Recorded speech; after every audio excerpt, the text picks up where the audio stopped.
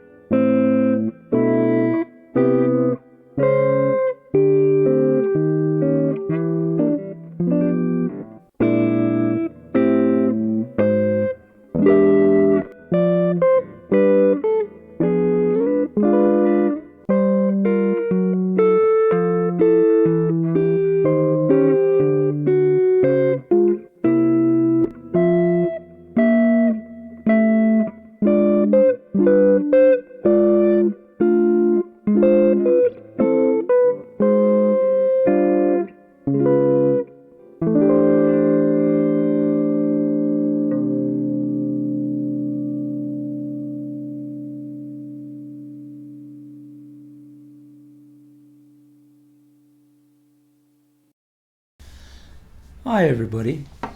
I've added a couple of parameters of my own to this thing, and the first one was to keep the melody as it was written. The second one was 1 chord per bar. Third one was not to repeat anything, and the fourth one was to avoid triads where possible. There are a couple, you know, sue me. I'd like to go through very quickly the tools that I used. Firstly, scale tone chords.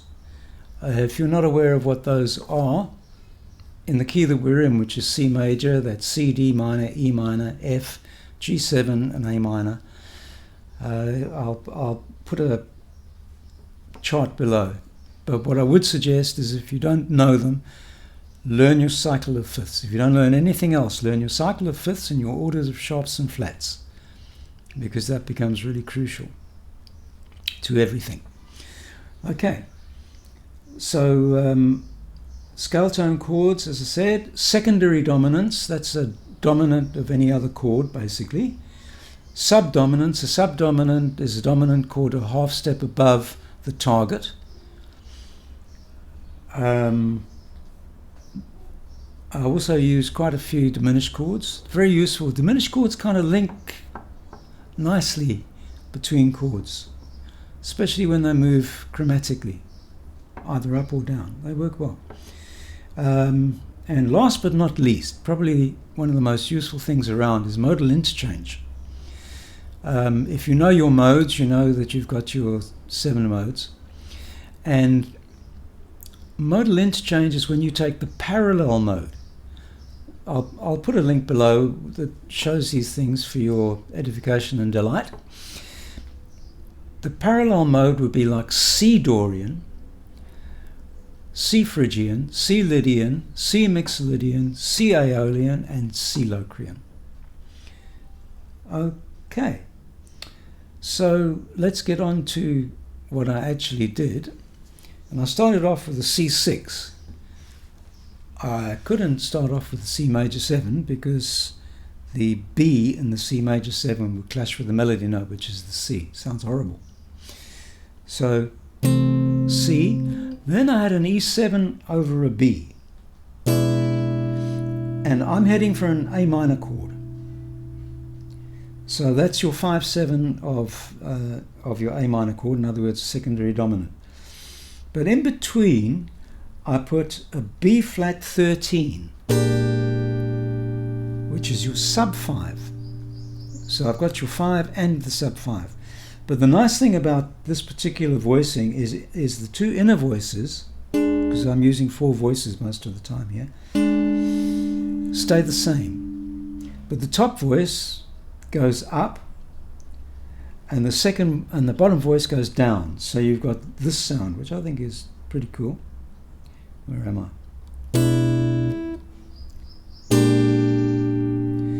And leading to your A minor chord, A minor 7. You might look at some of the voicings I've used and say to yourself, well, that doesn't look like any A minor that I've ever seen, but I'm using the notes of the chords.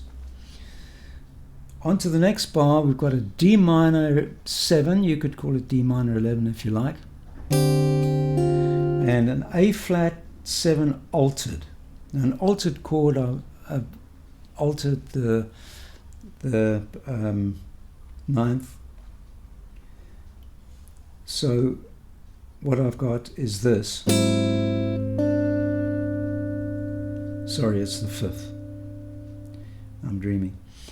So I've got sharp 5 and flat 5. Interesting thing about this particular voicing is what I'm doing is I'm barring across 2 frets. I don't know if you've ever seen this before, but my first finger's on the A flat over there on the 6th string, and the D over here on the 2nd string.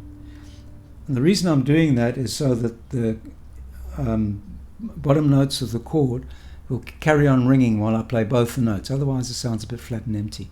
Like that. And where the heck am I? Oh yeah. C7 over G, pretty much the same idea as I used in the first bar. G flat 7, sharp 5, or augmented if you like. Okay, on to the next bar. I've now got an F major 7, scale tone chord, E minor 7, strange voicing, never mind, which is scale tone chord. Now I've got 2 of the most used modal interchange chords by arrangers. We all love these 2 particular chords. You've got an E flat major 7, which is your flat 3 major 7, and you've got an A flat major 7, which is your flat 6 major 7. And now I've got an empty bar to fill. So I've got this lovely little run, which is a G triad, so assume E, to A minor 7, to B flat diminished 7, to a G7 over B. The next section I've got a C major 7, scale tone chord, G7 over B, scale tone chord, A minor 7, scale tone chord, E7 over G sharp. That's going to be a 5 of 6 because I'm going to an A minor 11, or A minor 7 if you prefer to call it that, to a G7. Now I've got, once again, I've got the A flat major 7 but a different voicing, because I'm now heading down to G7, so I've got a nice chromatic movement there. 3 of the voices remaining the same. Now I've got an even bigger problem. There's 2 bars to fill, 2 empty bars with only 1 note. So what I've decided to do is head for a G7. Kind of a circuitous route, but there it is. So I've got an E7, B7 flat 5, A7, and then I've got a D flat diminished. Now I go to a D7, that's 5 of your G, which is where I'm heading, to an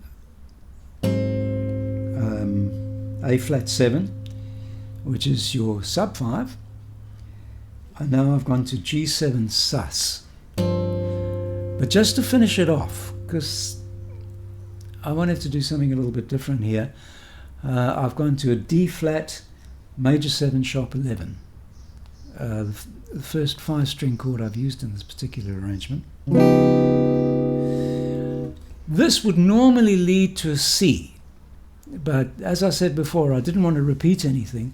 So what I'm doing here is I'm now going to play from A minor, and I'm going to use ascending lines rather than descending lines, just because I'm kind of attracted to those things because they're a little bit more unusual than descending lines. bass lines. So I have A minor 7, B flat diminished 7, which leads up to a G7 over a B, to a C. Now I'm heading down again, but I'm going all the way up. So I've got an A minor, it's actually a C2 over E. And now we've got an F6 9 to a D7, which is over F sharp, which is 5/7 of G, but I'm going to use G7 sus. You can also think of this as F over G, same thing, to an A diminished 7. Then I've got A minor to a B minor 11, to C major 7, see that I'm heading upwards, to a D major 7, D flat major 7, and I've got another bar to fill. So I'm going to keep heading up. So I've got basically a D minor 11 to an E flat 7 to an E minor 7 flat 5, and I don't know how to justify that chord, but I like it, and really that's what counts, I suppose. Two lines. This is a chord, it's like a G over F. They're kind of acting like a dominant, because I'm now going down a fifth to a B flat 7 flat 5.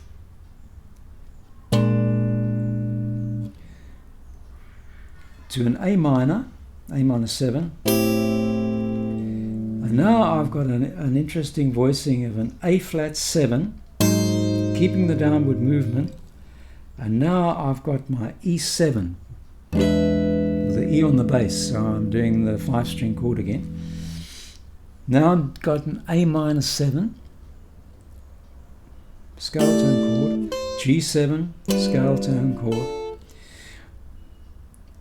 and two diminished chords, F diminished and A flat diminished. They're actually the same chord, they've got all the same notes.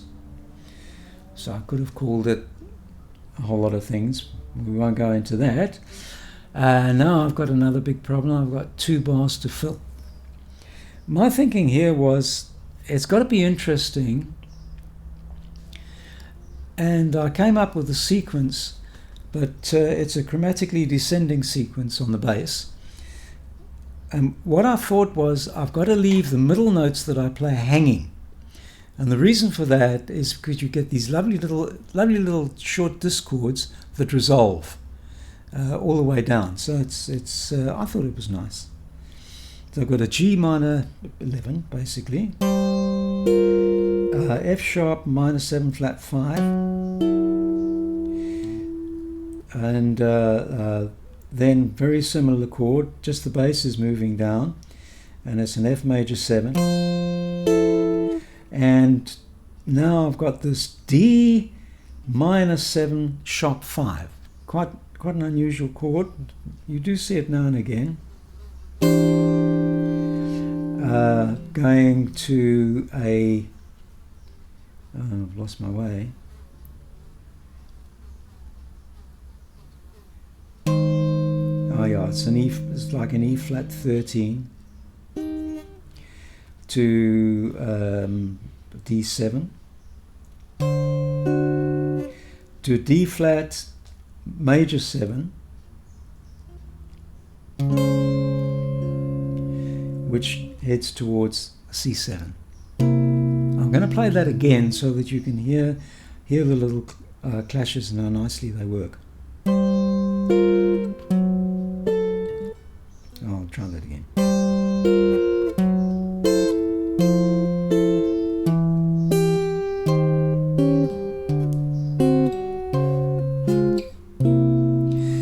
And you might say to yourself, C7, but you're in the key of C. Should be C major 7. Huh? Well, the very last section starts on an F major 7. So the C7 is the 5 of that chord. So that fits in very nicely, in my very humble opinion. So you got your F major 7. Now I'm going to have a sub 5, and this is going to be a B flat 7, flat 5, heading to an A7, and it's kind of like a diminished chord, A flat diminished, G7, A flat diminished, and I've got a little passing chord here, a D minor 7, or actually just a D minor, and then it goes back to the diminished chord,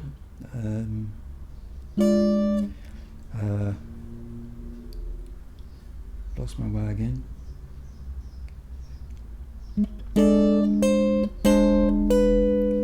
There, to an A minor, to G sharp 7. I'm going to hold the top note and move down to a G7 sus. So it sounds like this. Sorry. Second last chord, D flat 7, which is sub 5, leading very nicely to C6 9.